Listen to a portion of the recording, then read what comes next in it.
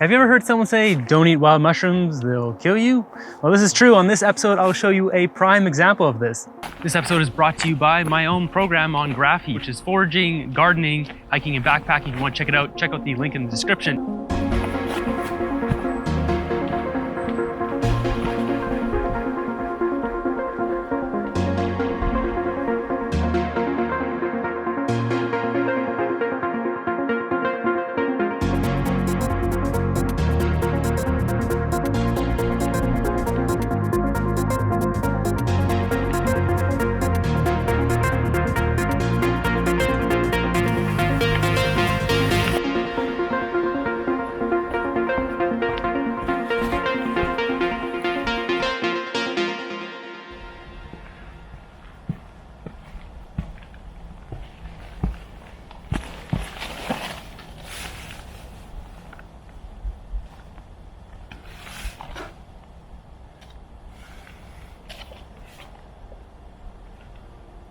Deep in the woods, I found an amazing mushroom specimen. Actually, my friend spotted it as I walked past it. The sulfur tuft or clustered woodlover is what we have here, which looks almost identical to an edible mushroom.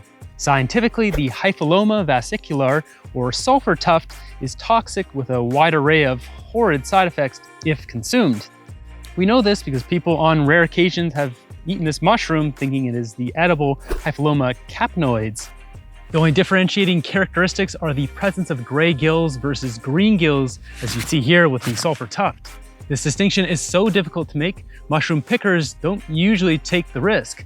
If one were to incorrectly identify the Hypholoma capnoides or conifer tuft mushroom for the sulfur tuft, they'd be experiencing diarrhea, convulsions, vomiting, or even paralysis. But things can get worse. These mushrooms have a similar resemblance to the sheathed wood tuft, another edible mushroom. No problem here, except they look also like the deadly skullcap, something also referred to as funeral bell mushroom.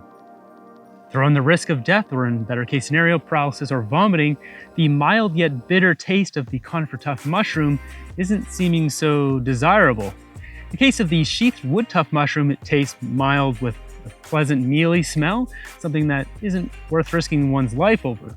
The sulfur tuft mushroom here ironically has accounts of its taste, both raw and cooked. Eaten raw, it's bitter. Cooked, it's not bitter, but still poisonous. This mushroom is interesting not only by the large clumps they grow in, but the fact that the principal toxins within them are steroids known as fasciculo E and fasciculo F.